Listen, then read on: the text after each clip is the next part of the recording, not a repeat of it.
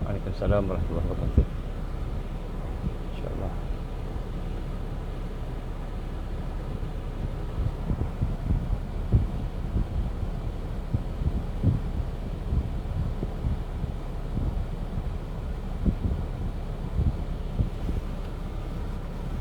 Sekejap lah. Kita tunggu kawan-kawan sekejap.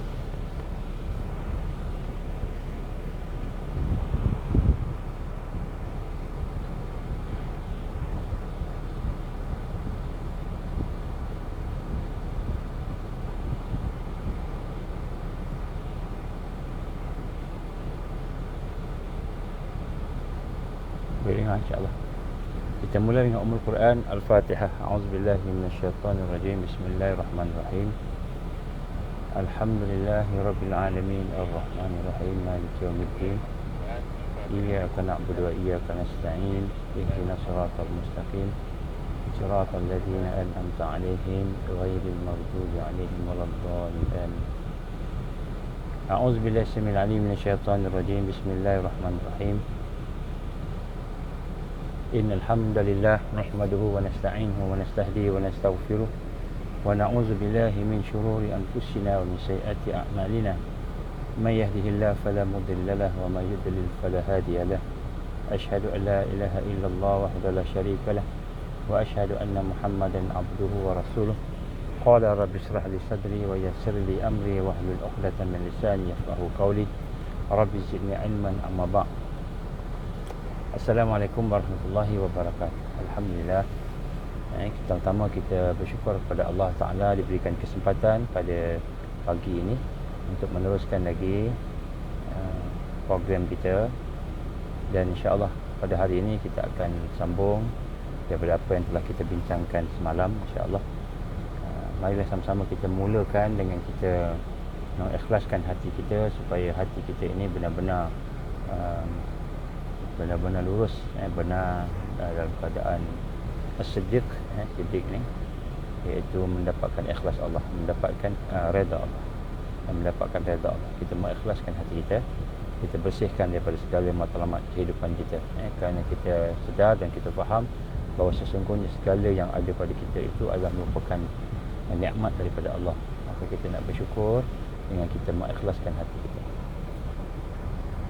Mari sama-sama kita mentajwidkan syahadah kita. Asyhadu an la ilaha illallah wa asyhadu anna Muhammadar Rasulullah. Asyhadu an la ilaha illallah wa asyhadu anna Muhammadar Rasulullah. Asyhadu an la ilaha illallah wa asyhadu anna Muhammadar Rasulullah. Kita menyaksi, kita berjanji bahawa sesungguhnya tidak ada Tuhan, tidak ada ilah melainkan Allah. Kita mau buang diri kita daripada sifat-sifat syirik, sifat-sifat yang merugikan kita, membawa kepada murtad, sifat-sifat yang menyelewengkan akidah kita. Kita nak buang. Dan kemudian kita nak bersama-sama dengan cara hidup Islam, cara hidup Islam yang sebenar sebagaimana yang dibawa oleh Rasulullah sallallahu alaihi wasallam, dengan Al-Quran, dengan Sunnah, bukan cara hidup Islam yang dikendaki oleh sistem dunia hari ini, iaitu mereka sayang dunia, sayang Allah, sayang dunia, sayang Allah, sayang dunia, sayang ma'ruf, sayang maksiat. Itu dunia. Dicampur-campurkan. Wala talbisul haqqa bil batil. Jangan kamu campurkan yang hak dengan yang batil. Yang kedua, kita nak sama-sama bersyahadah dengan keadaan kita memperbaharui, tajdidkan perjuangan kita. Hidup kita ini adalah satu perjuangan, dan perjuangan itu adalah perjuangan untuk mendapatkan redha Allah, iaitu menegakkan kalimah la ilaha illallah. Kita nak menegakkan kalimah syahadah, kalimah la ilaha illallah di atas muka bumi ini, yang bermula dengan diri kita, keluarga kita, dan seterusnya kepada seluruh kita kata umat yang ada pada hari ini. Dan kita bersyahadah untuk kali ketiga dengan kita membina satu perasaan minta doa pada Allah dengan rendah diri, iaitu kita mahu menjadikan mati kita kita minta supaya Allah matikan kita dalam keadaan dengan kalimah la ilaha illallah, mati dalam keadaan Islam. Selawat dan salam kepada Rasulullah sallallahu alaihi wasallam. Kita menyampaikan, kita menghormati, kita memuliakan, kita menyayangi Rasulullah sallallahu alaihi wasallam, dan kemudian kita sama-sama nak merasakan bahawa hari ini satu sunnah aku nak buat. Apa sunnah hari ini? Sunnah apa yang kita nak buat hari ini? Contohnya yang kita dah sebut dah sebelum ini, bismillah, baca bismillah. Kita nak mempertingkatkan, sama ada kita memperdalamkan sunnah yang kita dah amalkan, ataupun kita nak cari sunnah yang baru. Apa sunnah yang baru lagi yang kita mungkin belum buat lagi, kita tengok balik dan kita perhatikan sungguh-sungguh. Jadi inilah antara perkara yang menunjukkan bahawa kita sayang kepada Rasulullah sallallahu alaihi wasallam. Apa yang Rasulullah buat, Rasulullah sallam buat, kita ikut, kita contoh. Tambahan lagi, kita dah masuk dalam bulan Syakban. Dalam bulan Syakban ni kita dah mendekati satu bulan yang akan menghampiri Ramadan. Jadi kita minta supaya Allah SWT menjadikan barakah dalam bulan Syakban ini untuk kita sampai kepada bulan Ramadan. Sekiranya Allah SWT ambil nyawa kita sebelum sampai bulan Ramadan, maka kita niatkan hati kita pada hari ini supaya kita ni berniat bahawa insya-Allah kita nak meningkatkan amal kita bulan Syakban, dan bila masuk bulan Ramadan kita nak menyempurnakan lagi, mantapkan lagi. Maka kalau Allah matikan pun, mudah-mudahan Allah bagi pahala kita atas niat kita untuk nak memantapkan lagi amalan kita dalam bulan Ramadan nanti, insya-Allah. Pada hari ini kita akan sambung sedikit daripada perbincangan kita, iaitu berkenaan dengan apakah ada sifat-sifat Rabbani yang mesti ada dalam tarbiyah kita. Dan dalam manhaj tarbiyah Rasulullah sallallahu alaihi wasallam ini, dalam rangka kita ingin istiqamah dengan sabar, dalam rangka kita ingin sama-sama sabat ni tetap teguh pendirian dalam kehidupan kita ini dengan perjuangan Islam, maka kita telah menyatakan kita perlu untuk duduk dalam tarbiyah. So kita sedang dalam tajuk bagaimana sifat-sifat Rabbani, sifat-sifat ketuhanan, sifat-sifat yang berhubung dengan Allah ketuhanan tadi, yang mesti ada di dalam kita ketika kita duduk dalam tarbiyah. Ada 5 kita dah bincang dah sebelum ini, dan hari ini kita akan masuk yang ke-6. Yang ke-6, sifat asas Rabbaniyah, sifat-sifat ketuhanan yang mesti ada di dalam kehidupan kita, sebagai menunjukkan bahawa hidup kita ini adalah tarbiyah. Hidup kita ini termasuk dalam manhaj tarbiyah, dalam sistem tarbiyah. Manhaj ni sistem tarbiyah. Maka yang kita nak melihat di sini bahawa kehidupan kita ini mestilah mempunyai bi'ah salihah. Bi'ah salihah ataupun suasana yang taat kepada Allah. Jadi yang keenam ini ialah apakah sifat-sifat Rabbaniyah yang ada di dalam kehidupan kita, sifat-sifat ketuhanan yang kita nak kena hidupkan dalam diri kita ini, ialah kita mesti memastikan suasana yang ada dalam kehidupan kita. Maknanya yang paling penting di sini adalah suasana dalaman, suasana nafsiyah, jiwa kita. Suasana jiwa kita. Dalam peringkat awal ni terutamanya, suasana dia ada tiga. Pada kita dia ada tiga suasana yang menyentuh tarbiyah itu. Yang pertama disebut zuruf kharijiyah, suasana luaran. Zuruf kharijiyah. Yang kedua zuruf dakhiliyah, suasana dalaman. Yang ketiga ialah zuruf nafsiyah, suasana jiwa kita. Jadi suasana luaran itu, zuruf kharijiyah itu ialah suasana-suasana yang kadang-kadang kita tidak boleh kawal. Suasana yang kita tak boleh kawal. Contohnya kita berada dalam satu majlis. Majlis tu orang lain buat contohnya, tak boleh nak kontrol. Orang tu buat maksiat, orang tu buat macam-macam, kita dah terperangkap dalam majlis tersebut, contohnya. Maka kita nak kena mungkin nak kena faham bahawa kita berada dalam suasana yang jahiliyah ataupun suasana yang terputus daripada Allah tadi. Maka kita nak cuba jadikan suasana itu sebagai suasana yang tidak boleh mengganggu kita. Itu kharijiyah, suasana luaran. Kadang-kadang kita boleh kontrol, kadang tak boleh kontrol. Yang kedua, suasana dakhiliyah, dalaman. Zuruf dakhiliyah. Dalam tarbiyah ni kita melihat bahawa kita ada suasana dalaman. Apa maksud suasana dalaman? Suasana dalaman ini maksudnya suasana kita bersama dengan sahabat-sahabat kita yang mahu mentarbiyah diri kita, sama-sama nak tarbiyah. Sahabat-sahabat setarbiyah, satu fikrah yang mahu duduk dalam tarbiyah. Sahabat-sahabat kita, ahli keluarga kita. Ahli keluarga kita juga merupakan dakhiliyah, maknanya suasana yang dalaman. Zuruf dakhiliyah. Jadi zuruf dakhiliyah ini ialah suasana di mana kita bersama dengan sahabat-sahabat kita, kawan-kawan kita yang nak mentarbiyah diri kita, ataupun suasana yang kita nak bersama dengan keluarga kita. Suasana keluarga kita, maka kita nak kena melihat dalam suasana ini, suasana kita boleh kontrol, boleh kita kawal. Maknanya kita nak pastikan bahawa bila kita bersama-sama dengan suasana-suasana dalaman, suasana diri kita, keluarga kita, sahabat-sahabat setarbiyah kita, satu fikrah kita, sama-sama kita nak baiki diri kita semua, maka suasana ini adalah suasana yang kita nak kena mewujudkan, disebut muasirat kharijiyah Islamiah, suasana luaran Islam. Maknanya anasir-anasir yang boleh menyebabkan kita teringat Allah, anasir yang boleh menyebabkan kita, perkara yang boleh menyebabkan kita berzikir sama-sama, tazkirah sama-sama, tengok wajah sahabat kita pun kita dah teringat Allah contohnya. Jadi suasana-suasana ni lah, ini zuruf dakhiliyah. Yang ketiga ialah zuruf nafsiyah. Zuruf nafsiyah ini yang paling penting sekali. Apa maksud zuruf nafsiyah ini? Ialah suasana dalam jiwa kita.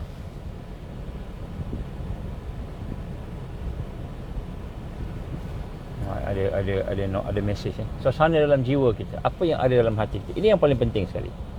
Dan inilah yang perkara yang paling kita nak kena pastikan sentiasa dalam keadaan yang salihah, dalam keadaan yang baik, dalam keadaan yang terikat dengan Allah Subhanahu wa taala.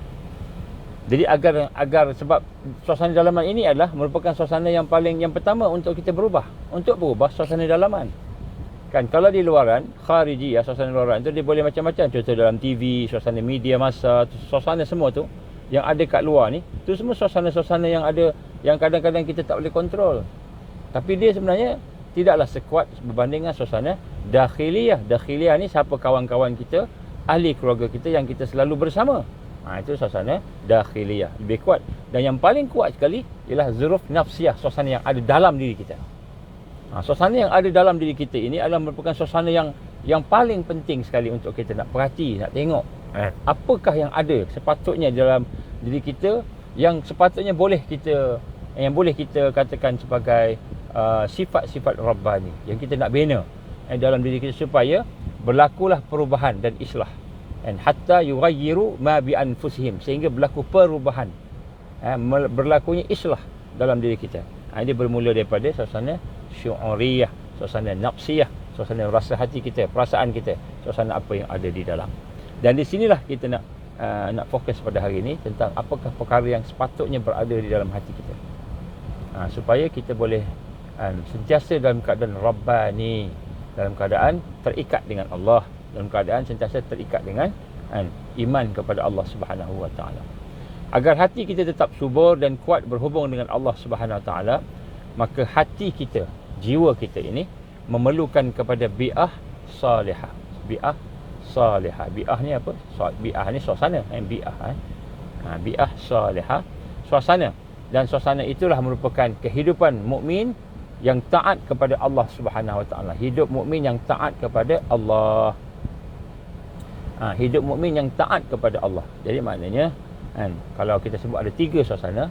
Yang pertama kita sebut kharijiyah, zuruf kharijiyah, iaitu suasana luar. Zuruf dakhiliyah, dakhiliyah ni dalaman, dan zuruf nafsiyah, suasana jiwa kita. Jadi yang kita nak tengok 3-3 ni, kalau semuanya bagus, alhamdulillah, kita ni akan terdidik dengan sumber-sumber Rabbani. Tetapi sekiranya 2 yang luar ni tak kuat, ataupun kharijiyah kita tak boleh nak kontrol, kharijiyah ni, suasana luaran ni dah dikuasai oleh suasana Dajjal, maka suasana dakhiliyah, dalaman, saudara kita, diri kita, keluarga kita. Kemudian tak boleh juga, mungkin tak berapa kuat sangat, suasana nafsiyah, jiwa kita. Ini yang paling penting sekali. Maka suasana salihah inilah yang akan menentukan kita untuk terdidik dan terjaga, sehingga akhirnya kita boleh meningkat. Ya, sebab itulah bi'ah salihah yang baik, ataupun bi'ah tarbawiyah, suasana yang boleh mendidik kita. Tarbawiyah itu adalah merupakan salah satu daripada rukun tarbiyah. Salah satu rukun tarbiyah mesti ada suasana yang baik. Kalau kita berada dalam suasana yang tidak baik, maka sudah tentu kita akan terdorong untuk melakukan perkara yang tidak baik. Sebab tu kita kena tengok kat mana kita berada, di mana kita berada, pada masa apa, dan keadaan bagaimana. Jadi kita kena tengok. Maka suasana tarbiyah Islamiah ini perlu wujud, dan kita ingin melihat supaya dia hidup.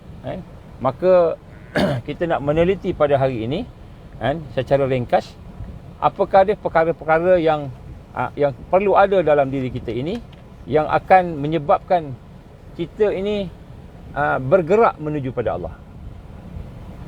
Ini yang kita nak tengok pada hari ini secara ringkas. Sebenarnya banyak, tapi kita akan fokus kepada suasana yang Rabbani, suasana yang diikat dengan Rabbani, dengan ketuhanan, dengan Allah Subhanahu wa taala. Baik, sebenarnya di dalam hati kita ini ada banyak sangat suasana. Suasana-suasana yang sebenarnya akan menjadikan hati kita ini berada dalam berbolak-balik. Dia boleh berbolak-balik. Sebab tu kita kena doa pada Allah Subhanahu wa taala supaya suasana-suasana yang ada di dalam hati kita ini sentiasa tetap di atas suasana yang beriman kepada Allah Subhanahu wa taala.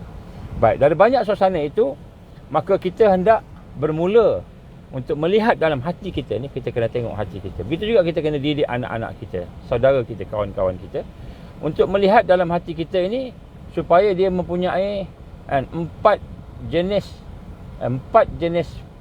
suasana, 4 jenis pengetahuan, 4 jenis kita nak sebut sini ilmu lah, suasana yang datang daripada empat perkara ini. 4 perkara ini. 4 perkara ini mesti ada dalam hati kita. Maknanya hati kita nak rasa benda ni. 4 perkara ni. Ini yang paling asas sekali. Paling asas sekali. Dan 4 perkara inilah yang akan menggerakkan kita untuk melakukan amal. Yang akan menggerakkan kita untuk melakukan amal. Maknanya amal ni yang lahir daripada hidup kita ni berdasarkan daripada 4 perkara ni. Asas dia. 4 perkara. Jadi perkara ni kita nak bincang, insya-Allah. Mudah-mudahan Allah berikan kita kekuatan. Yang pertama sekali, perasaan kita yang ada dalam hati ni, perasaan, pengetahuan, perasaan, kesedaran. Satu kesedaran, wa'yun as-sahih. Itu kita kata al-wa'yun as-sahih. Wa' yang sebenar, kesedaran yang sebenar. Bermula dengan 4 perkara. Bermula dengan 4 perkara. Jadi perhatikan sungguh-sungguh. Yang pertama sekali, al-wa'yun as-sahih ini Yang pertama ialah suasana kita dalam mengenal Allah. Yang pertama sekali, sejauh mana hati kita kenal Allah. Hati kita mengenal Allah Subhanahu Wa Taala. Jadi suasana yang pertama sekali yang perlu ada dalam hati kita ialah kita nak ikatkan hati kita ini dengan mengenal Allah Subhanahu Wa Taala. Mengenal Allah. Ma'rifatullah. Dan mengenal Allah Subhanahu Wa Taala ini, kita nak kena sentiasa menghubungkan segala yang ada kepada kita ini, hati kita ini, perasaan kita ini dengan sifat-sifat Allah, dengan perbuatan Allah, sifat Allah, nama Allah. Kita nak hubungkan. Jadi lagi banyak hati kita ini boleh diikat, dihubung dengan Allah Subhanahu Wa Taala, sifat-sifat Allah, nama Allah, perbuatan Allah, af'al, sifat, nama Allah, maka lagi kuatlah ia menjadi pendorong, menjadi masdar. Kita dah bincang dah benda ni sebenarnya. Saya ulang sikit. Menjadi masdar kepada amalan kita. Jadi iman yang ada dalam hati kita ini, yang pertama sekali ialah kita nak bentuk perasaan kita. Contohnya apa dia? Contohnya perasaan cinta, benci, suka, gembira. Perasaan-perasaan ini yang kita nak ikatkan dengan af'al Allah, perbuatan Allah, sifat Allah, nama Allah Subhanahu Wa Taala, zat Allah. Jadi kita nak sebut kat sini bagaimana yang pertama sekali kita ingin mengenali Allah, makrifat Allah. Saya dah banyak bincang sebelum ni, dan insya-Allah kita akan bincang lagi, kita akan ulang lagi. Supaya apa? Supaya betul-betul mantap dalam hati kita. Yang pertama sekali, sejauh mana suasana Rabbani itu ada dalam hati kita, ialah sejauh mana kita boleh ikat perasaan-perasaan dalam hati kita ini dengan Allah Subhanahu Wa Taala. Contohnya kita rasa kasih kerana Allah. Kita takut kerana Allah, benci kerana Allah Subhanahu Wa Taala. Ini adalah merupakan satu yang akan menjadi penggerak. Ini nombor satu. Yang akan menjadi penggerak utama, yang akan menjadi sebagai masdar, pemancar, sumber, yang satu-satunya yang utama, yang akan menyebabkan kita ini boleh bergerak dengan kekuatan yang sebenar. Kekuatan sebenar datang daripada ma'rifatullah. Jadi kita dah bincang sikit sebanyak pada masa-masa yang sebelum ni. Jadi kita tengok balik perasaan kita, macam mana nak ikat hati kita dengan ma'rifatullah, mana nak mengenal Allah. Nombor satu, dasar Rabbani, kekuatan pada hati, sejauh mana kita mengenal Allah. Yang kedua ialah sejauh mana kita mengenal diri kita. Maksudnya dalam hati kita ni, kita nak belajar kenal diri kita. Sebagaimana kata-kata Imam Ghazali, ini bukan hadis. Kata-kata Imam Al-Ghazali dan mungkin para hukama, para ulama-ulama lain, para orang yang bijaksana, dia kata apa? Man arafa nafsahu faqad arafa rabbahu.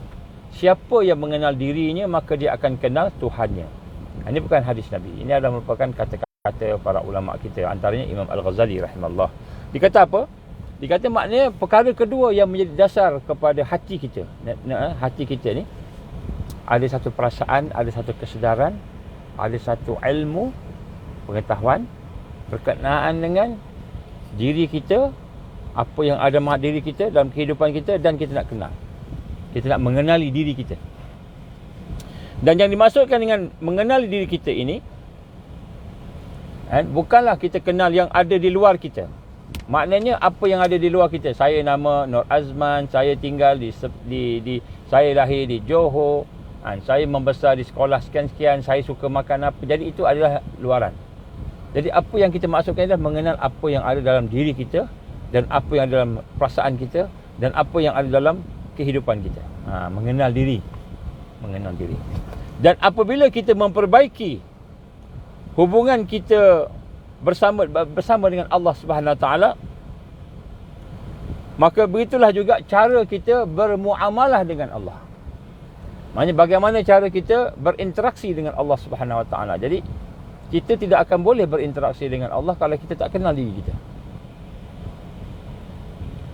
Macam Fir'aun, dia kata apa? Aku ni Tuhan. Ana rabbakumul a'la. Aku ni Tuhan yang tinggi, kata Fir'aun. Jadi dia berinteraksi dalam kehidupan diri dia. Dia kata dia Tuhan. Aku ni kuat, aku ni hebat, aku ni dalam keadaan terbaik.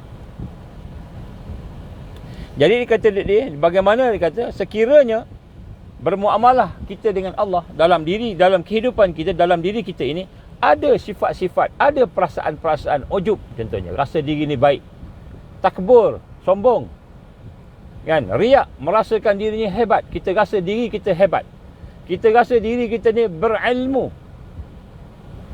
kan. Bila kita ada sifat-sifat begitu, kita rasa diri kita ni pandai, diri kita berilmu, diri kita kuat, diri kita ni hebat, diri kita ni saleh, diri kita ni baik, kita rasa kita tadi, maka muamalah kita dengan Allah akan menjadi satu muamalah yang berbentuk maksiat. Kita akan jadi satu yang bersifat maksiat sebab kita rasa diri kita baik, sedangkan baik itu Allah yang bagi.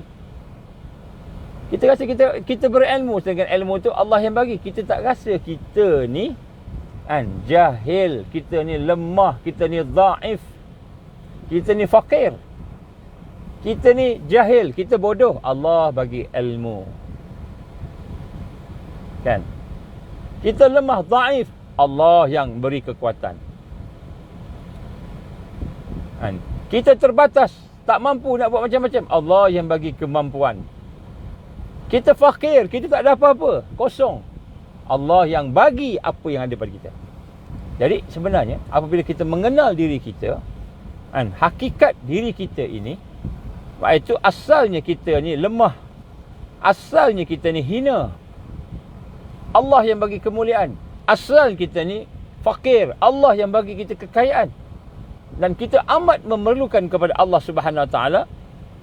Jadi apabila kita mengenal hakikat asal diri kita ini, maka ketika itu barulah kita boleh bermuamalah, berinteraksi dengan Allah dengan betul. Jadi bila kita doa pun memang kita doa betul-betul, hati kita rendah pada Allah, minta ke Allah, menangis kita minta ke Allah. Bila kita doa, minta sungguh-sungguh, sebab kita tahu, bukan kita yang punya kepada apa yang ada, semuanya Allah yang punya. Lillahi ma fis samawati wa ma fil ard, lillahi ma fis samawati wa ma fil ard. Sesungguhnya kepunyaan Allah lah segala yang ada di langit, segala ada yang bumi, semuanya Allah punya.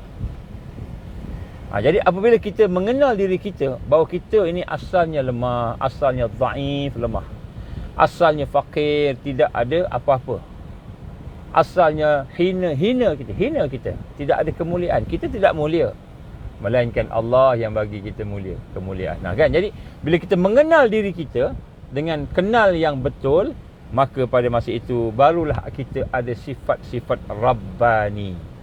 Barulah kita beramal dengan amalan yang Rabbani. Barulah kita melakukan sesuatu dengan amal yang benar. Barulah kita mula mengenal Allah. Sebab tu digambarkan, man arafa nafsahu faqad arafa rabbahu. Siapa yang kenal diri dia, maka dia akan kenal Tuhan dia. Bukan kenal diri dia maknanya dia tahu aku suka makan tom yam, aku suka main kuda, suka memanah, aku ni daripada negeri sekian, aku ni. Bukan kenal yang itu. Itu kenal yang Allah dah bagi. Kenal apa yang ada dalam hati kita, dalam hidup kita. Aku ni lemah, aku ni dhaif, lemah, aku ni zalalim, hina, aku ni hina, Allah yang muliakan. Aku ni fakir, memerlukan kepada Allah. Aku ni serba tak mampu, Allah yang memampukan. Jadi bila kita memahami akan hakikat diri kita, maka barulah ada sifat-sifat Rabbani, sifat-sifat yang mengikat kita dengan Allah. Kalau tidak, kita terputus. Kita sembahyang, Allahu Akbar, tapi sembahyang kita rasa kita yang sembahyang, kita yang punya. Sembahyang tu kita yang tiara, kita yang khusyuk. Kita khusyuk tu kita, bukan Allah bagi, kita khusyuk tu. Maka jadilah kita sebenarnya riak, sebenarnya ujub dalam sembahyang kita. Maka terputus. Sembahyang tu tak jadi sebagai sumber yang tarbawi. Jadi ini digambarkan sebagai syu'ur. Syu'ur satu perasaan abdi, satu perasaan kehambaan. Maka dengan kata lain, secara hakikinya kita akan bertambah ikhlas akan bertambah, kita akan bertambah sayang pada Allah, akan bertambah tawakal, bergantung pada Allah, akan bertambah harapan kita pada Allah, berharap pada Allah. Ini akan timbul. Ini akan timbul bila kita kenal diri kita. Kalau kita tak kenal diri kita, kita ingat kita ni, saya ni, kan, pangkat saya sekian, tanah saya banyak itu, Kan, rumah saya begini, anak saya, keluarga saya begini, kita nampak kita kan. Kita nampak kita punya. Kita tak nampak Allah punya. Sebenarnya kita tidak punya apa-apa. Hatta umur kita ni, kita hidup ni pun Allah yang bagi nyawa. Kita sihat ni, Allah yang bagi kesihatan. Allah boleh ambil kesihatan kita. Bila-bila masa dia nak, dia boleh ambil. Dia boleh ambil kesihatan kita. Tiba-tiba sakit gigi. Saya sakit gigi. Semalam saya sakit gigi sebenarnya. Tapi Alhamdulillah dah cabut 2 batang gigi. Satu tunggul dekat belakang. Tak ada kan. Masalah sikit di gusi lah. Sakit gigi. Allah nak ambil gigi, anytime dia boleh ambil. Ada orang Allah izin sakit tangan. Tangannya sakit, lumpuh. Ada orang Allah izin sakit jantung. Kesihatan ni pun Allah bagi. Dia boleh pergi, dia boleh ambil. Dia boleh bagi kita, dia boleh ambil daripada kita. Ni man arafa nafsahu. Siapa yang kenal dirinya. Maksudnya dalam diri kita ni sebenarnya yang menjadi pendorong kita, penggerak kita untuk berabudiah kepada Allah, untuk memperhambakan diri kepada Allah, untuk memperbaiki diri kita, meningkatkan diri kita, menjauhi maksiat dan mungkar, ialah apabila kita mula mengenal diri kita. Jadi suasana hati kita ini ialah suasana untuk kita mengenal diri, dan ini merupakan perkara yang menjadi penggerak kepada amalan kita. Bila kita kenal siapa kita, dia akan menjadi satu penggerak. Macam mana bila kita kenal Allah, kita akan jadi benda itu, perkara itu akan menjadi masdar, menjadi punca kepada kita nak beramal, berusaha, melakukan apa yang sepatutnya. Dan bila kita kenal diri kita, menjadi penggerak, punca, masdar untuk kita berabudiah kepada Allah. Kita baru kenal kita hamba. Jadi ini suasana yang patut ada di dalam diri hati kita, yang menjadikan ia akan berada sebagai suasana yang rabbani, suasana yang mentarbiah kita. Maka jelaslah kepada kita apabila kita mula mengenal diri kita. Kita lemah, tuan-tuan. Cuba kita bincang cuba kita fikir sekarang ni kan, apa yang kita punya? Ada tak yang kita punya? Cuba kita fikir. Kalau kita kata kereta ni kita punya kan, kereta ni asal tak ada pun. Kita tak ada pun milik kereta. Lahir-lahir mana kita ada kereta? Tak ada. Kita dah bekerja, dah apa, mungkin dah mampu beli, baru kita beli kereta kan.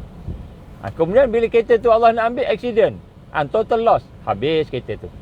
Bukan kita punya. Kalau kita punya, tentu kita nak selama-lamanya begitu. Dan kemudian tentulah kita nak selama-lamanya dia baru. Tak nak selama-lamanya makin lama makin buruk, makin banyak masalah. Kan, masalah transmission lah, masalah carburetor lah, masalah tayar lah, masalah macam-macam masalah. Dan contohnya kan. Jadi kalau boleh, kalau kita punya tentu kita tak nak masalah, tapi Allah punya, Allah bagi, Allah boleh ambil anytime. Tu kereta, rumah kita pun sama. Begitu juga diri kita ni. Ni diri kita ni. Asal tak ada. Lepas tu Allah wujudkan, Allah jadikan, Allah bagi pula apa yang ada pada kita. Mata kita ni pun Allah bagi, telinga Allah bagi. Hatta umur kita, kehidupan kita ni pun Allah yang bagi. Jadi bila kita kenal diri kita ni, apa lagi kita nak, melainkan kita nak berabudiah pada Allah. Ini suasana dalam hati yang dipanggil zuruf nafsiyah. Jadi suasana dalam hati inilah yang suasana yang akan menjadi penggerak, yang menjadi penggerak kepada kita untuk beramal, untuk meningkat, memperbaiki diri kita. Dan kemudian menjadi titik tolak, noktah bidayah, titik di mana bermulanya kan kita membangunkan ciri-ciri jilul mau'ud, ciri-ciri generasi yang dijanjikan. Generasi yang dijanjikan. Jadi bila kita dah mula mengenal diri kita, maka pada masa itulah barulah kita akan lebih kenal Allah. Man arafa nafsahu faqad arafa rabbahu. Siapa kenal diri dia, maka dia akan kenal Tuhan dia. Kita kenal diri kita sebagai hamba Allah. Tidak ada satu pun, tidak ada secebis pun, tidak ada sekelumit, tidak ada sebesar atom pun yang ada pada diri kita ini, hidup kita, melainkan semuanya minallah. Inna lillahi, sesungguhnya segalanya itu daripada Allah. Wa inna ilaihi raji'un, dan kepada Allah semua akan pergi. Allah ambil balik. Sebab itulah tuan-tuan mata Allah kan, Pengetahuan kedua, kesedaran kedua yang mesti adalah bi'ah, suasana yang ada dalam hati kita ialah suasana yang mana kita mengenal diri kita. Yang pertama mengenal Allah, yang kedua mengenal diri kita. Maka janganlah kita jadi lupa. Apabila kita lupa bahawa kita hamba, kita lupa bahawa kita perlukan Allah, kita lupa kita ni hina, Allah yang muliakan, kita ni lemah, Allah yang kuatkan, kita ni tak mampu, Allah yang berikan kemampuan. Bila kita lupa, maka jadilah kita orang yang berdosa. Jadilah kita orang yang berdosa. Apa maksud berdosa tu? Berdosa tu yang pertama, berdosa sebab lalai. Yang kedua, berdosa kita, orang yang lalai akan melakukan dosa menderhaka pada Allah Subhanahu wa ta'ala. Allah firman dalam Quran, dalam surah Al-Hashr ayat 19. A'udzubillahi minasyaitonirrajim. Wala takunu kallazina nasullah fa'ansahum anfusahum ulaika humul fasikun. Wala takunu kallazina nasullah. Dan janganlah kamu menjadi orang-orang yang nasullah, yang melupakan Allah. Jadi melupakan Allah. Yang pertama, dia tak kenal Allah. Dia tengok pokok, dia nampak pokok, dia tak nampak pencipta pokok. Dia tak tahu kuasa yang mencipta pokok. Dia nampak pokok, dia nampak orang, dia nampak orang. Itu orang yang lupakan Allah. Allah gambarkan dalam ayat ini apa? Wala takunu kallazina nasullah. Jangan kamu melupakan Allah, fa'ansahum anfusahum. Maka Allah akan menjadikan kamu lupa diri kamu sendiri. Allah lupakan diri dia, maknanya dia tak kenal diri dia. Jadi yang pertama, suasana dalam hati ialah suasana mengenal Allah. Yang kedua, suasana kenal diri kita. Kalau kita tak ingat Allah, lupa Allah, tak kenal Allah, Allah akan jadikan kita lupa. Kita tak ingat kita ni hamba. Kita tak ingat kita ni memerlukan Allah. Kita tak ingat kita ni hanyalah seorang yang hina. Kalau hari ni orang panggil kita Datuk Seri, Tan Sri, orang panggil kita Yang di-Pertuan, orang panggil kita Yang Mulia, orang panggil kita Tuanku, kita rasa Tuanku, Tan Sri, Datuk Sri, Raja, kita rasa itu milik kita, maka kita telah lupakan Allah. Sehingga bila orang panggil kita Tan Sri, orang panggil kita Datuk Sri, kita rasa bangga. Kalau orang tak panggil kita Tan Sri, tak panggil kita Datuk Sri, marah kita. Kenapa kau tak panggil aku? Aku ada gelaran tahu, Datuk Paduka Sri. Terlupa, berubah muka. Orang tak panggil dia doktor. Dia ada PhD, dia ada medical ni perubatan doktor. Tak panggil saudara je. Saudara hati berubah, hati rasa hati. Kenapa kau tak panggil aku? Kenapa kau tak panggil gelaran aku? Maka apabila kita tidak benar-benar mengenal Allah, ataupun tidak, kita melupakan Allah, maka Allah akan lupakan diri kita sendiri. Kita ingat itu kita punya. Kita ingat itu kita punya. Jadi di sinilah kita lihat bagaimana perkara yang penting. Fa'ansahum anfusahum, maka Allah melupakan diri mereka sendiri. Ulaika humul fasikun, maka jadilah mereka itu orang yang fasik. Orang yang fasik ni apa? Orang yang bermaksiat. Orang yang mengekalkan dirinya, bukan bermaksiat sahaja fasik ni. Fasik ni bukan buat maksiat, mujrimun, orang yang bermaksiat. Fasik ini orang yang mengekalkan dirinya dengan maksiat. Jadi sebab itulah kunci dalam tarbiyah ini ialah kita kena ada kesedaran. Kita kena ada ilmu yang menjadikan hati kita sedar, mengenal Allah, mengenal diri. Itu nombor satu. Nombor dua, maknanya dalam suasana, apakah suasana yang ada di dalam diri kita? Yang pertama sekali mengenal Allah, yang kedua mengenal diri. Saya kata ada 4 tadi kan. Bila kita mengenal diri kita, barulah kita boleh meneruskan ke perjalanan hidup kita. Yang ketiga, suasana yang membina kekuatan diri kita ini yang menjadi penggerak motor, yang menjadi motor, enjin yang menggerakkan amal, menggerakkan islah, peningkatan tadi ialah kita mengenali dunia. Hati kita kenal dunia. Bukan tahu. Hati kita kenal dunia. Suasana hati, dia panggil zuruf nafsiyah. Ini menjadi motor, penggerak, motivasi ni. Hati kita kenal dunia. Kan? Apakah perkara yang menyebabkan kita sentiasa tamak dengan dunia? Kenapa kita tamak dengan dunia? Kenapa kita tamak dengan dunia? Sehingga siang malam kita fikirkan tentang dunia. Nak dapat untung berapa? Berapa dapat? Berapa aku menang? Berapa aku dapat? Apakah menyebabkan kita sentiasa tertarik kepada harta dunia? Kenapa hati kita tertarik dengan dunia? Kita rasa gembira kalau dapat dunia. Dan kita sedih bila hilang dunia. Kita sedih bila berkurangan dunia kita, tak dapat untung. Apakah yang menyebabkan mata kita terbeliak, kagum? Mata kita besar, terbeliak, kagum apabila kita mendapat rezeki. Dan apakah yang menyebabkan kita suka berangan-angan agar mendapatkan seperti orang-orang kafir yang kaya raya? Tengok orang kafir ada kereta besar, kita pun cakap je, kalau aku ada kereta macam tu kan best. Berangan-angan. Tengok orang kaya rumahnya besar, orang kafir rumah besar, kita kata alangkah baiknya kalau rumah aku besar macam tu kat dunia ni. Tengok orang kafir dalam keadaan bermewah-mewah, kita berkata alangkah baiknya kalau aku hidup dalam keadaan bermewah-mewah. Apakah yang menyebabkan kita suka berangan-angan untuk menjadi seperti mereka, orang yang dapat dunia tadi?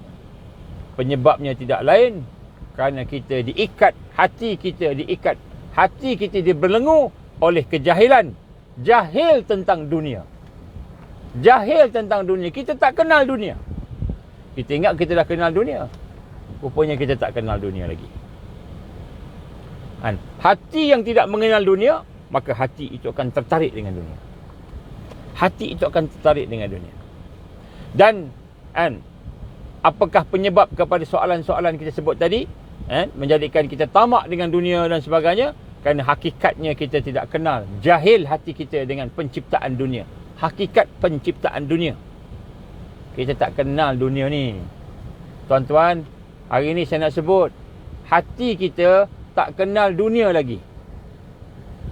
Kita belum kenal dunia. Dunia ni apa? Kita belum kenal. Kita tahu je dunia. Dengan arti kata lain, hati kita mengenal dunia dengan nafsu. Hati kita tidak mengenal dunia dengan iman. Hati kita tidak mengenal dunia dengan iman. Hati kita tidak mengenal dunia dengan hidayah Allah. Hati kita tidak mengenal dunia dengan petunjuk Allah. Hati kita mengenal dunia dengan petunjuk syaitan. Hati kita kenal dunia dengan petunjuk Dajjal. Hati kita mengenal dunia dengan petunjuk nafsu, hawa yang ada dalam diri kita, sehingga menyebabkan kita tertarik dengan dunia. Maka di sinilah dikatakan bahawa sedangkan dunia ini hanyalah merupakan tempat persinggahan kita. Sekejap aja ada, transit aja.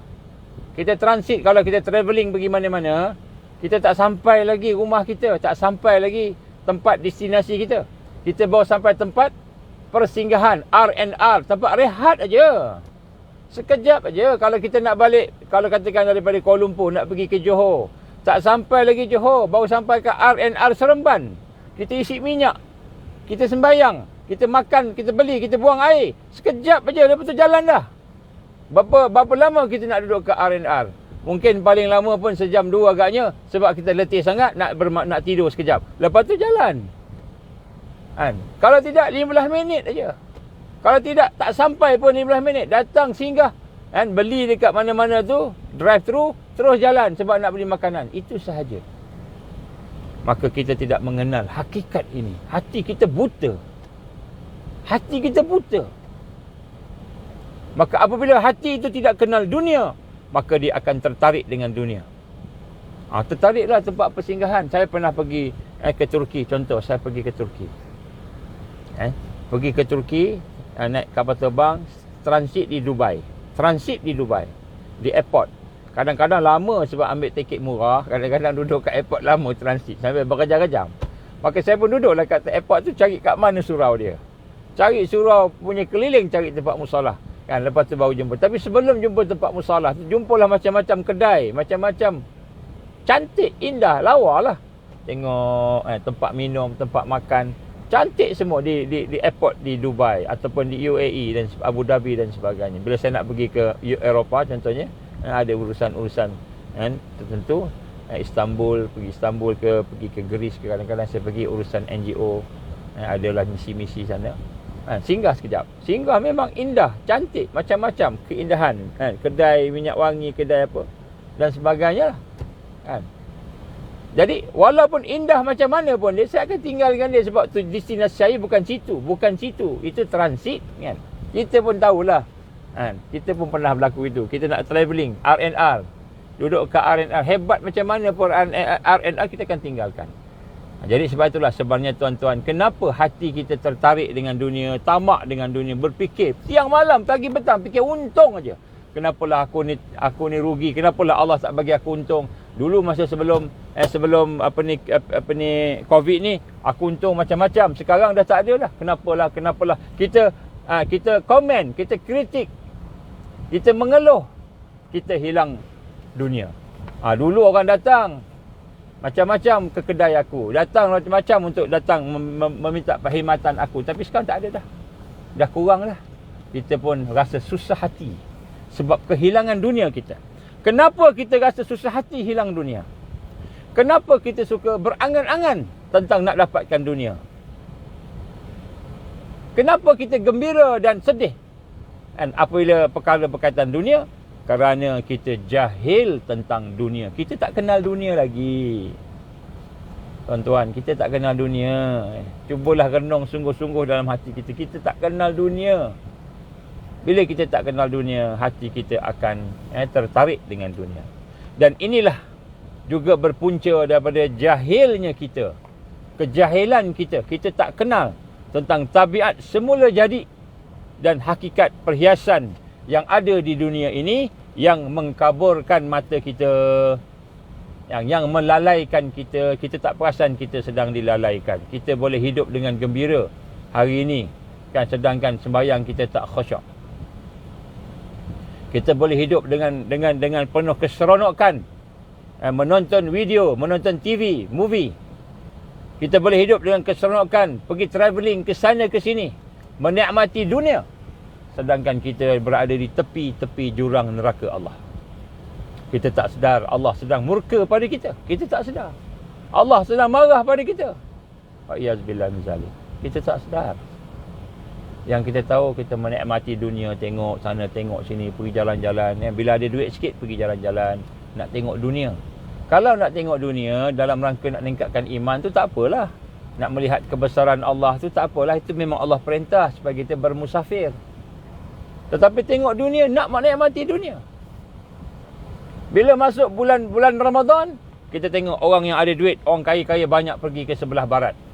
Pergi ke sebelah barat, ke Eropah, ke Perancis lah, ke Britain lah, ke mana-mana lah, Eropah lah. Kenapa pergi Eropah? Dekat Eropah, kalau puasa, pendek sikit. Sebab ni musim sejuk. Dekat Malaysia, puasa sampai berbelas jam. Kan?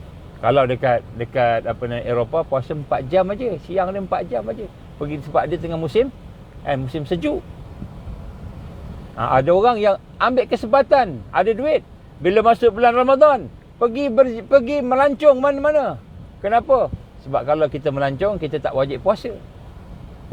Tak wajib puasa. Boleh buka puasa, tak apa. Musafir, diberi kebenaran. Kita mencari dunia dalam hidup kita.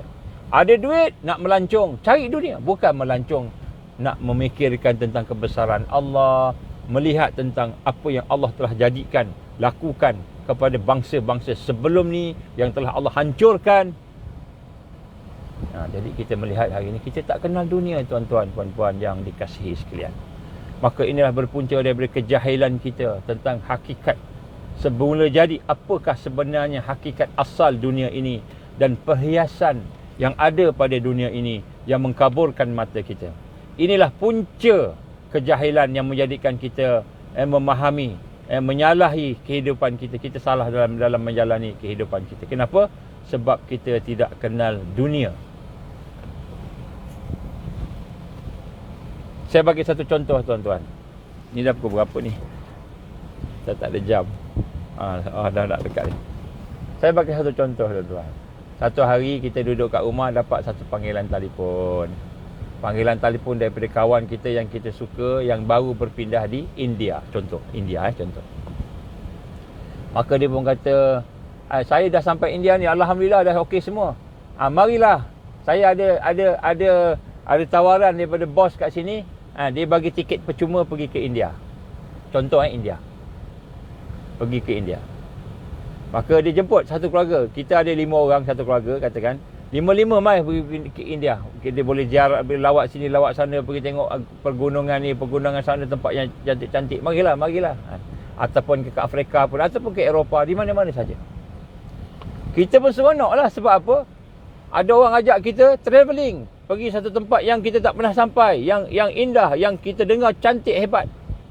Maka kita boleh kita pergi. Tiba-tiba sebelum pergi, anak kita cerdik sikit, dia pun buka internet, dia nak tengok tempat yang nak pergi tu. Pergi tengok tempat yang nak pergi tu, tengok sebab apa? Dia nak tengok tempat mana yang nak pergilah. Dia ada mungkin percutian tu selama seminggu, kan? Jadi dia nak pergilah tempat yang betul-betul best, kan? Tengok tempat yang nak pergi tu ialah tempat yang panas. Masa tu musim panas, dia punya suhunya tinggi. Kemudian tempat tu pula banyak penyakit. Penyakit bukan COVID-19, COVID-21, kan, COVID-22. Semua jenis COVID ada kat situ. Contohlah. Tempat yang panas, tempat yang ada penyakit banyak. Kemudian berperang pula, ada pula tentera-tentera, ada pemberontak sebagainya, keselamatan. Kita pun cakap dengan ayah dia, "Ayah, abah, kenapa? Tempat yang Pak Su ajak datang ni, tengok ni. Tempat ni ada peperangan, ada orang demonstrasi, ada penyakit, banyak penyakit, ada virus semua ni. Lepas tu ada lagi panas, tempat dah panas, musim panas. Tak nak pergilah bah." Tak nak pergilah. Kenapa? Bila dia kenal tempat tu ada masalah yang banyak, kita tak nak pergi. Atau kita pergi pun sekejap je, ambil hati orang yang ajak tu, pergi yang 2-3 hari betul patah balik. Tuan-tuan rahmat Allah Taala, kita hari ini sayang sangat dengan dunia, terikat dengan dunia kerana kita tidak tahu apa keburukan yang ada pada dunia. Kita tak kenal dunia. Sebab tu dalam hati kita ini mesti ada satu perasaan, bahawa yang kita duduk kat sini, yang kita nampak kat sini, yang kita hebat adalah merupakan dunia. Dunia ini merupakan mata'ul ghurur. Satu yang penuh dengan tipu daya. Perhiasan yang penuh dengan tipu daya, kecantikan yang penuh dengan tipu daya, keseronokan yang pun penuh dengan tipu daya. Mata'ul ghurur. Satu yang menipu kita. Satu yang akan kita tinggalkan. Jadi sebab itulah tuan-tuan, dalam hati kita, jika ada suasana hati kita mengenal tentang dunia ini, ini saya cakap, saya ringkas saja, maka ia akan jadi sebagai satu motivasi penggerak kepada generasi yang akan bangkit, iaitu jilul ma'ud, dan juga akan menjadi penggerak kepada tarbiyah kita. Jadi kita mula tak terpengaruh dengan dunia, maka kita jadikan dunia ini sebagai ladang untuk kita beramal, untuk kita mendekatkan lagi diri dengan Allah, untuk kita berubudiah pada Allah, baru kita tak tertipu. Kalau tak, kita tertipu. Tertipu. Baik. Yang keempat, tuan-tuan, masa tak banyak. Yang keempat ialah apabila kita hati kita tidak benar-benar kita sentuh, kita ikat, kita kenal dengan darul qarar. Apa dia? Akhirat. Kita tak kenal dengan akhirat, yaumul akhirah. Jadi kita nak kena faham bahawa apabila hati mengenal akhirat, maka pada masa itulah kita boleh faham macam mana nak bermuamalah dengan dunia. Bermuamalah dengan akhirat, bagaimana kita nak berhubung dengan akhirat, berinteraksi dengan akhirat. Bila hati kita kenal akhirat, hati kita kenal akhirat, maka baru kita boleh faham macam mana nak bermuamalah, macam mana nak berinteraksi dengan dunia. Kalau tidak, kita tak akan faham. Kita tidak akan faham. Jadi sebab itulah, apa yang ada dalam syurga contohnya. Apa yang ada dalam syurga? Apa yang ada dalam syurga? Nikmat yang digambarkan oleh Allah Subhanahu Wa Taala yang ada dalam syurga itu tak boleh kita fikir, tak terfikir, tak boleh capai akal kita. Jadi bila kita kata seronoknya dunia ni, apa yang ada ke akhirat, berjuta kali ganda seronok. Apa kata Nabi SAW, hadis sahih, kata apa? Apa yang kamu tidak pernah melihat dengan mata kamu. Mata kita tengok benda yang baik, terbaik di dunia, di syurga Allah. Dan mata kita akan melihat satu yang tak pernah kita lihat, lebih baik daripada apa yang paling baik di dunia ini. Apa yang tak pernah terdengar, kita pernah terdengar. Dengar apa? Tentang nak dunia ni, hebatnya, bagus di dunia ni, kan? Sempurnanya dunia ni, bahagia dunia. Di akhirat lebih bahagia lagi. Apa yang tidak pernah kita lihat, apa yang tak pernah kita dengar, apa yang tak pernah kita terfikir, kita terlintas saja macam mana nikmat dalam syurga, terlintas saja. Maka Allah kata apa? Melalui Rasulullah SAW, kamu terlintas tu, yang kamu terlintas tu tak bersama dengan apa yang sebenarnya di sana. Hebatnya syurga Allah ni. Hebatnya syurga Allah. Apa yang kita fikir yang terbaik? Apa yang terbaik? Tak payah bekerja, kan? Tak payah bekerja di syurga Allah. Bukan saja tidak payah bekerja, tak payah bertunggu lumus cari kerja, kan? Di syurga Allah, kan? Nikmat yang tidak putus-putus, sehat yang tidak sakit-sakit, lapang yang tidak sempit-sempit, kan? Kaya yang tidak miskin-miskin, bahagia yang tidak ada penderitaan. Tidak ada penderitaan, tidak ada kesusahan, tidak ada kepayahan, tidak ada kesakitan, tidak ada ancaman. Tidak ada semua. Tidak ada. Jadi nak sebut kat sini bagaimana sesungguhnya, apa yang ada dalam syurga Allah kita jahil, kita tak kenal. Kita tak kenal dengan syurga Allah tu. Sebab tu hari ni kita rasa, kan, kita rasa macam dunia ni lebih baik, sedangkan Allah gambarkan wal akhiratu khairul laka minal ula. Akhirat lebih baik dan lebih utama. Wal akhiratu khairu wa abqa. Akhirat lebih baik dan lebih kekal. Tapi kita rasa dunia ni yang kita nak je. Takut hilang dunia. Dajjal datang nak bunuh kita, kita takut hilang dunia. Nanti kena tangkap macam mana? Ada berapa orang bagi amaran kat saya? Ada berapa orang bagi amaran kat saya? Orang besar-besar agak lah. Dia bagi amaran bukan bagi amaran sebab dia tak suka saya. Dia suka saya. Datuk-datuk ni, kan. Dia kata, Azman, dia kata, hati-hatilah, sebab dekat sana tu ada banyak musuh. Dia bagi amaran kat saya, hati-hati. Duduk kat mana? Saya pun kata saya duduk kat sekian-sekian tempat. Jauh tu nak datang ke tempat ni, nak pergi Kuala Lumpur pun jauh juga. Nak pergi Kuala Lumpur, nak pergi Shah Alam jauh juga. Nak pergi sini jauh, nak pergi sana jauh, kan. Perjalanan tu panjang tu, macam-macam orang boleh buat ni, dia kata. Dia bagi nasihat pada saya lah, sampai amaran gitu. Hati-hatilah, dia kata. Kemudian ada juga orang bagi amaran pada saya tentang berbagai-bagai lah. Bila kita dakwah ni, adalah orang yang dengki sebagainya. Ada yang fitnah, gila, saya ni ada mental, macam-macam lah. Nak Azman tu ada mental, jangan pergi. Ada orang yang apa dikata saya ni macam-macam lah, nak sebut macam-macam. Jadi fitnah ni tuan-tuan puan-puan, hati-hati. Dunia ni penuh fitnah. Kalau ada orang fitnah, tutup je lah. Video ke apa ke, tutup je, tak dengar. Saya pun kalau ada tengok fitnah, saya terbuang. Jadi nak sebut kat sini, kadang-kadang dia beri ancaman. Nyawa, kadang-kadang ancaman. Ada, benda-benda tu ada. Saya sebut kat sini lah, secara ringkas. Maknanya apa? Maknanya, kan, akan sampai satu peringkat kita akan berhadapan dengan kehilangan sesuatu yang kita sayang di dunia ni. Kehilangan keluarga, kehilangan harta, kehilangan nyawa, kan. Jadi sinilah kita lihat bagaimana seseorang yang mengenal Allah, bukanlah perkara itu menjadi halangan pada dia. Jadi kita nak rasa macam itu. Saya pun nak kena rasa macam tu juga, kan. Bila kita nak bawa kebenaran ni macam-macam. Macam-macam dia punya ujian Allah. Jadi mudah-mudahan Allah beri kekuatan lah. Okey. Dan kemudian pada masa yang sama, kita tak kenal lagi neraka Allah Subhanahu Wa Taala. Neraka Allah pun kita tak kenal. Kita tak kenal lagi azab Allah, yang mana hanya gambaran-gambaran sahaja yang Allah gambarkan dalam Quran, yang Allah gambarkan di dalam melalui Rasulullah SAW, hadis-hadis Nabi sallallahu alaihi wasallam tentang neraka Allah ini. azab Allah ini, gambaran-gambarannya macam mana. Tapi hakikat bila kita berada di sana lebih hebat lagi.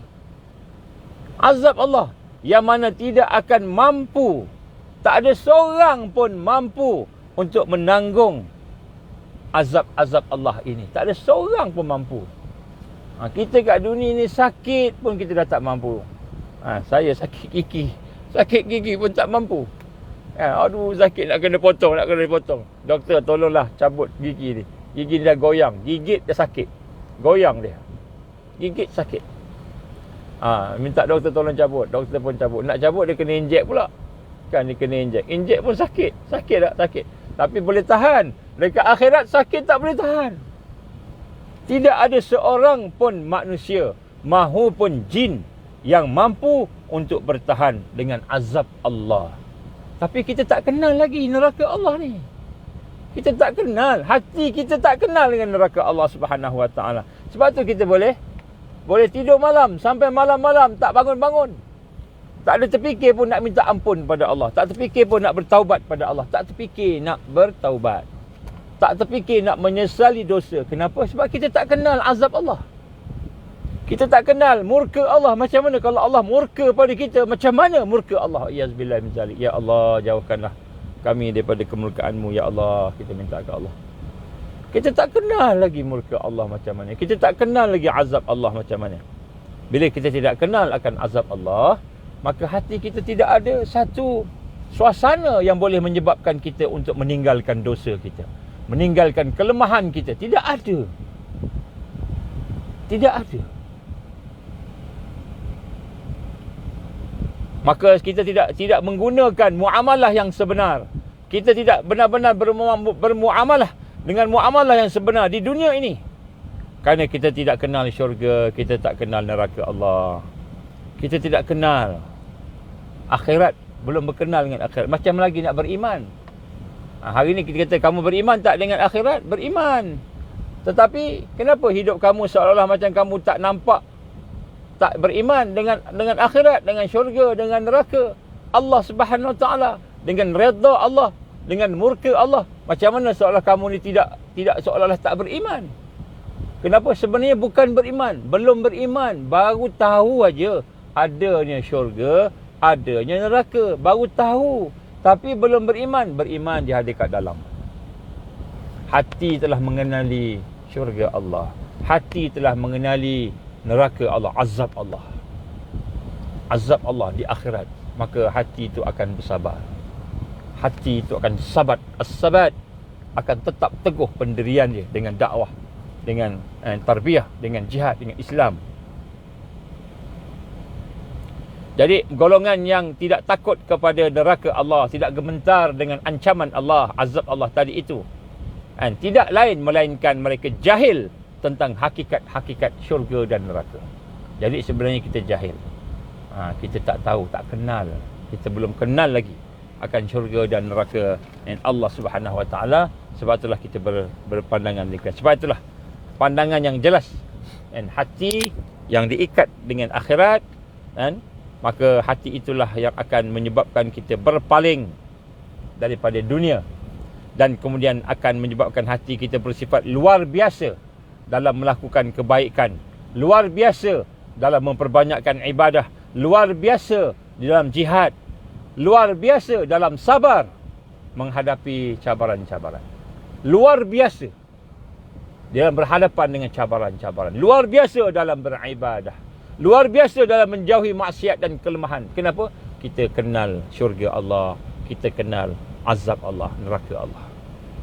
Maka apabila seseorang itu jiwanya mempunyai suasana yang mengenali akhirat, maka jiwa itu akan menjadi penggerak untuk dia sabar, untuk dia beramal, untuk dia berjuang dan berkorban. Jadi suasana bi'ah salihah di dalam hati kita ini, yang saya maksudkan di sini sebagai dasar, usul, asal, asas, foundation kepada hati kita ialah yang pertama, kita mengenal Allah. Suasana hati yang kenal Allah. Yang kedua, suasana hati yang kenal diri kita siapa? Hamba. Kita ni hamba, perlukan Allah. Dhaif. Kita jahil. Kita lemah. Kita fakir, dan suasana hati yang mengenal dunia yang ada ni, dan suasana hati yang mengenal akhirat. 4 perkara ini adalah merupakan asas kepada tarbiyah Rabbani dalam bentuk bi'ah salihah yang ada di dalam jiwa kita. Sekiranya jiwa kita ni kita kembangkan, kita bina, kita perdalamkan, akan mengenal kita, makrifat kita tentang 4 perkara ini, Allah, mengenal diri, mengenal dunia dan mengenal akhirat, maka barulah hati kita ini akan menjadi masdar wahid, satu-satunya pendorong yang akan melahirkan amal soleh, melahirkan jihad fi sabilillah, melahirkan tadhiyah, pengorbanan. Kita boleh berkorban, sanggup berkorban, meninggalkan dosa. Kenapa kita tak tinggalkan dosa? Kenapa kita sayang dengan dosa? Kerana kita belum kenal azab Allah. Kita belum kenal murka Allah. Kalau Allah murka kepada kita, wa'iyazbillah min zalik, ya Allah, janganlah kau marah ke aku, ya Allah. Janganlah kau murka ke aku, ya Allah. Kalau Allah murka pada kita, tak ada tempat dah kita nak lari. Tak ada tempat dah kita nak mengadu. Tak ada dah. Maka di sinilah kita akan lihat sifat ciri-ciri yang keenam, disebut bi'ah salihah. Saya ulang sikit. Yang pertama, dia ada zuruf, dipanggil zuruf ni suasana, sama lebih kurang lah makna dia. Zuruf kharijiyah, suasana luaran. Zuruf dakhiliyah, suasana dalaman. Dan zuruf nafsiyah, suasana jiwa kita. Dan kita telah bincang awal tadi, suasana luaran apa dia secara ringkas, suasana dalaman dan suasana nafsiyah jiwa kita. Dan suasana jiwa ni yang kita tekankan. Kenapa? Kerana suasana jiwa inilah yang akan merubah kita. Innallaha la yughayyiru ma biqaumin hatta yughayyiru ma bi anfusihim. Sesungguhnya Allah tidak akan merubah suasana, keadaan seseorang itu, satu kaum itu, daripada buruk kepada baik, hatta sehinggalah dia merubah apa yang ada di dalam. Dan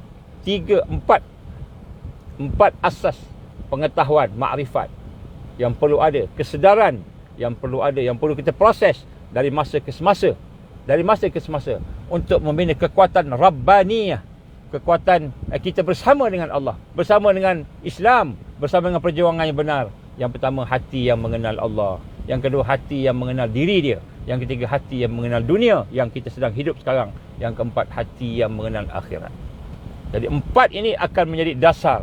Sebab tu kita kena memperdalamkan makna-makna itu. Macam mana nak kenal Allah, dia panjang cerita nak kenal Allah ni. Macam mana nak kenal diri pun panjang cerita. Dunia pun panjang ceritanya.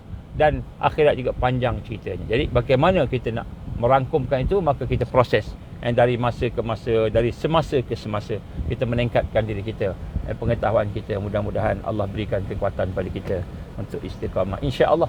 Apabila suasana itu menguasai, empat suasana ini menguasai jiwa kita, maka pada ketika itu makrifat kita, kenal kita kepada Allah, kenal diri kita sendiri, kenal dunia dan kenal akhirat tadi, akan menjadi satu suasana yang membentuk kita dalam melaksanakan amal saleh dan meninggalkan dosa dan maksiat dan mungkar, serta berjuang di atas jalan Allah.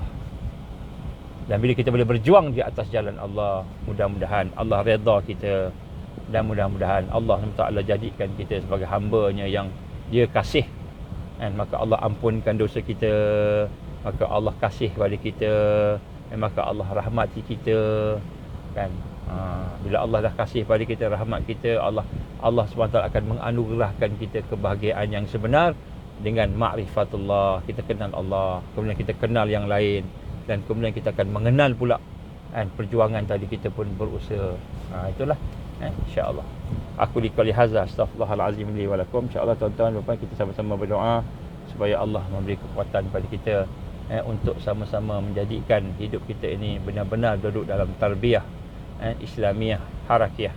Tarbiyah Islam, pendidikan Islam berbentuk haraki, berbentuk gerakan. Barulah kita akan dapat insya-Allah mencapai sesuatu kekuatan. InsyaAllah. A'udzubillahi samil alim minasyaitanir rajim. Bismillahirrahmanirrahim. Alhamdulillahirabbil alamin, wassalatu wassalamu ala asyrafil anbiya'i wal mursalin wa ala alihi wa sahbihi ajma'in. Allahumma innaka ta'lam anna hazihil qulub qad istama'at ala mahabbatik wa altaqat ala ta'atik wa tawahadat ala da'watik wa ta'ahadat ala nasrati syari'atik فاسق اللهم رابطتها وأدمدها واهدها سبلها واملأها بنورك الذي لا يخبو واشرح صدورها بفيض الإيمان بك وجمل التوكل عليك وأهيها بمعرفتك وأمتها على شاة في سبيلك يا الله إنك نعم المولى ونعم النصير اللهم يا مقلب القلوب ثبت قلوبنا على دينك وعلى طاعتك وعلى جهاد في سبيلك لا إله إلا أنت سبحانك إنا كنا من الظالمين اللهم إنا نسألك لسانا رطيبا بذكرك وقلبا مفعوما بشكرك وبدنا حينا لينا بطاعتك اللهم إنا نسألك إيمانا كاملا ونسألك قلبا خاشعا ونسألك علما نافعا ونسألك يقينا صادقا ونسألك دينا قيما ونسألك العافية من كل بلية ونسألك تمام الغنى عن الناس وحبلنا حقيقة الإيمان بك حتى لا نخاف ولا نرجو غيرك ولا نعبد شيئا سواك واجعل يدك مبسوطة علينا وعلى أهلنا وأولادنا ومن معنا برحمتك ولا تكلنا إلى أنفسنا طرفة عين ولا أقل من ذلك يا نعم المجيب ربنا أتمم لنا نورنا واغفر لنا إنك على كل شيء قدير ربنا لا تزغ قلوبنا بعد إذ هديتنا وهب لنا من لدنك رحمة إنك أنت الوهاب ربنا هب لنا من أزواجنا وذرياتنا قرة أعين وجعلنا للمتقين إماما ربنا آتنا في الدنيا حسنة وفي الآخرة حسنة وقنا عذاب النار ربنا تقبل دعاءنا إنك أنت السميع العليم وتب علينا يا الله إنك أنت التواب الرحيم وصلى الله على سيدنا محمد وعلى آله وصحبه وبارك وسلم سبحان ربك رب العزة عما يصفون والسلام على المرسلين والحمد لله رب العالمين سبحانك اللهم وبحمدك أشهد أن لا إله إلا أنت أستغفرك وأتوب إليك بسم الله الرحمن الرحيم والعصر إن الإنسان لفي خسر illa alladzina amanu wa 'amilus solihat wa tawassaw bil haqqi wa tawassaw bis sabr. Tuan-tuan tolong panjang-panjangkan, forwardkan kuliah kita ni, mudah-mudahan orang lain pun dapat manfaat insya-Allah. Insya-Allah malam esok akan ada satu kuliah berkenaan sambungan berkenaan dengan akhir zaman ni insya-Allah. Kita akan buat di FB malam esok. Insya-Allah doalah mudah-mudahan kita dapat buat. Bukan malam ni malam esok insya-Allah. Wabillahi taufik wal hidayah. Assalamualaikum warahmatullahi wabarakatuh.